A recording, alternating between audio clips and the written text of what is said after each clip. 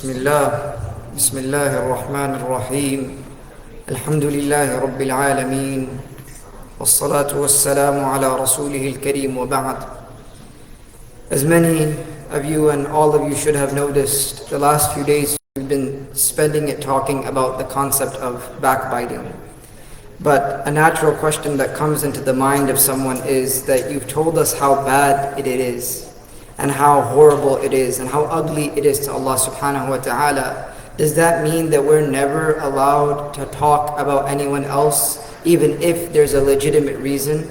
And obviously the answer is there are situations in which backbiting becomes wajib, an obligation, or it becomes mubah, it becomes permissible. The scholars, they say that these situations are 6. In fact, Imam al-Jurjuri, he says that there are 6 situations, and he writes them down in poetry form. He says, لِسِتٍ غِيبَةٍ كَرِّرْ وَخُذْهَا مُنَظَّمَةً كَأَمْثَالِ الْجَوَاهِرِ. That there are 6 things that allow for backbiting, so repeat them and take them. We have put them in the lines of poetry like the example of jewels. What does he say? He says, number 1, تَظَلَّمْ وَاسْتَعِنْ وَاسْتَفْتِ حَذِّرْ وَعَرِّفْ وَاذْكُرًا فِسْقَ الْمُجَاهِرِ. That do these 6 things and it is permissible. And so we're going to go through the 6 situations really fast in which backbiting becomes permissible. And this requires a lot of tarkeez, it requires your focus. You have to really pay attention to understand what these 6 situations are. The first one is tadhallam. Tadhallam, it literally means, for example, if you and somebody get into a problem. Let's say that somebody steals something from you. They take something from you. And now you have to tell a judge. You have to tell a lawmaker. You have to tell the police. In this situation, for you to say my brother or a Muslim or someone stole from me, it is permissible to say that, even though it falls into the category of backbiting, but this is the permissible form of backbiting. And who can you do this to? There's a condition. It is to somebody who has the power of justice. So for example, if there's some sort of oppression, some sort of thing going wrong, you can go to the governor, you can go to the judge, you can go to someone who can get justice for you. The scholars, they say, تَظَلَّمْ, it means تَرْفَعْ مَظْلَمَتَكَ لِمَنْ لَهُ قُدْرَ عَلَىٰ إِنصَافِكَ مِمَّنْ ظَلَمَكَ. That you go to the person that is able to dissolve this issue, that is able to give you your right back. You don't just go to random people and say, this person stole from me, this person did this to me, and this person did that to me. That form of backbiting is not allowed. So the main condition is you go to someone who can actually resolve the situation. So that's the first form in which backbiting is allowed. The second one is ista'in. Ista'in means help. Help with what? Isti'ana ala taghyir al-munkar. It means getting help from someone else in order to change an evil in society, or in order to change something that displeases Allah subhanahu wa ta'ala. A basic example would be a person in your neighborhood. He drinks alcohol. You don't know him very well and you don't know how to advise him. But you know of someone who he looks up to, someone he respects, like maybe the imam, maybe his parents, maybe his siblings, and perhaps maybe even a neighbor. That if that person was to go and talk to that person, he could change it. He could get rid of that evil. He could stop that evil. He could advise that person not to drink. But there's a caveat. The intention should be in order to stop the evil, not the intention to expose people or talk about people. So for example, that person is drinking, and you know that if he's drinking and the only person he'll listen to is his parents, so you go and you tell his parents. In this form, it becomes permissible because you're seeking someone else's help in order to stop something which is evil. And the third permissible situation is istafti.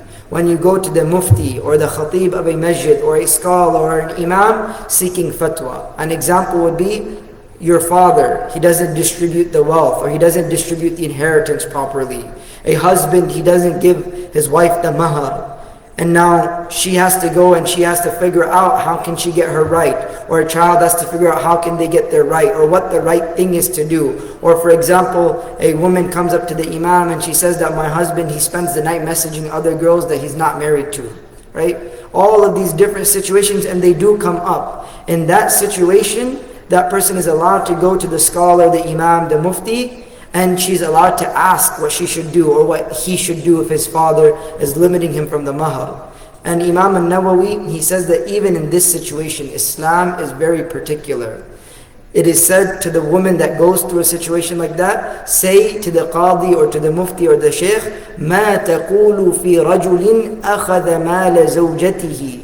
That don't even say your husband did this. Don't even say your father took your right. But instead give a generic example and say, what do you think about a man who takes the wealth of his wife? Or what do you think about a father who doesn't distribute his wealth properly? Don't even say it's your father or your husband or anything like that. This is what Imam al-Nawawi says. And you might wonder, where's the proof for this? Why do you have to go tell the imam? Why do you have to go tell the mufti about what's happening in your life? The dalil is clear from the sunnah of the Prophet ﷺ, in which Aisha radiallahu anha, she narrates that Hind ibn Utbah, she said to the Prophet ﷺ, Ya Rasulullah, inna Aba Sufyan rajulun shahih. That Abu Sufyan, her husband, is shahi. Shahi is the one that has shadidul bukhl or shiddatul bukhl. He has an extreme, sense of being cheap. He doesn't like spending a lot of money.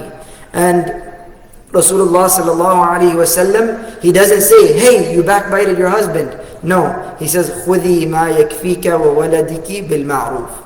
She came to seek fatwa from Rasulullah sallallahu alaihi wasallam, and he gave her the fatwa that go take whatever suffices you and suffices your child, but make sure you do it in good terms, right, or in a good way. So this is the third situation. The fourth situation, and inshallah we're wrapping up soon, is to warn other people. To warn other people. For example, somebody comes and asks you, should I partner with this person in business? Should I partner with this person in business? Should I allow my daughter to marry this friend of yours? In these situations, if you know that that person is bad for business, or you know that boy is bad for that person's daughter, you're allowed to warn him and say that person is an evil person, that person is like this, that person has these things, because you are trying to defend other people, you are trying to protect other people, right? Even Imam Ahmad, he used to say that when he would write in his books, he would say that this narrator is a liar. Calling somebody a liar is a bad thing. But he would write, this narrator is a liar. Why would he write that? It's because he was trying to warn people from something and to protect something far greater, and that is the sunnah of the Prophet ﷺ. Just like if a boy comes to ask for your daughter's hand and you go and ask about him and everybody tells you bad things, it's okay for those people to tell you that because you're trying to protect your daughter, right? And where's the proof for this? Another example is when Fatima bint Qais, she came to ask Rasulullah sallallahu alaihi wasallam about three men. The first man, Rasulullah sallallahu alaihi wasallam, he said, as for the first one, he is Muawiyah. Muawiyah, he has no money, so don't marry him. He has no money. And then he says, Abu Jahm, don't marry Abu Jahm because he is a man that beats women, so don't marry him. And then the Prophet ﷺ says, Usama, marry Usama. Now, in this situation, you might wonder, well, did the Prophet ﷺ backbite the first two companions? No, he didn't backbite them. But he told that woman the reality of them so she could make the best decision for her. He warned her. This is the fourth situation. The fifth situation is when you are defining or describing somebody. So for example, somebody says, how does he look? Or how is he? And you say he's tall, he's short. These things are normal as long as they're done in order for somebody to identify who that person is. For example, in the sunnah of the Prophet ﷺ, when you read through the books of hadith, you'll find the word a'mash. A'mash literally means the person that can't see, right? He can't see. It's used as a derogatory word. But yet the scholars, they'll write A'mash instead of writing Sulaiman ibn Mahran because of the fact that everybody knows him by A'mash instead of writing his full name. Or for example, if somebody's name is Turab. If somebody's name is Turab, Turab means dirt. It means the dirt on your feet. But if that person's name is Turab, you're going to call him Turab. It's not derogatory, right?